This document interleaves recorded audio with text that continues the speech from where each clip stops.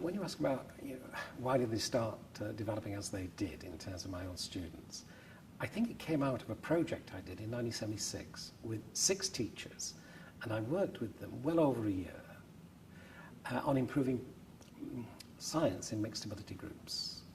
And what happened was that I was asked to write an evaluation report, and I wrote bringing in models of teaching and learning, of curriculum innovation, and models of evaluation.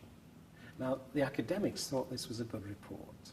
The teachers said they couldn't see themselves in it. And would I please go back to the data that I'd gathered and see if I could construct a story within which they could see themselves. So I did that with the help of one of the teachers, Paul Hunt, and it had the form. We have some problems when our values are not being lived as fully as possible. And then we imagined what we could do about it, and we acted. And as we were acting, we were gathering data so we could make a judgment on whether we were being effective. And then we evaluated ourselves, and we modified in the light of that process.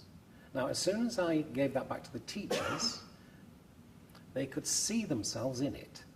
And it had that very disciplined, but it was common sense inquiry process of, right, I've got a concern, my values are not being lived. I imagine what to do, I act, I gather data, I evaluate, and then I modify in the light of that evaluation. Now, I think that has appealed to whichever group I have talked to since 1976.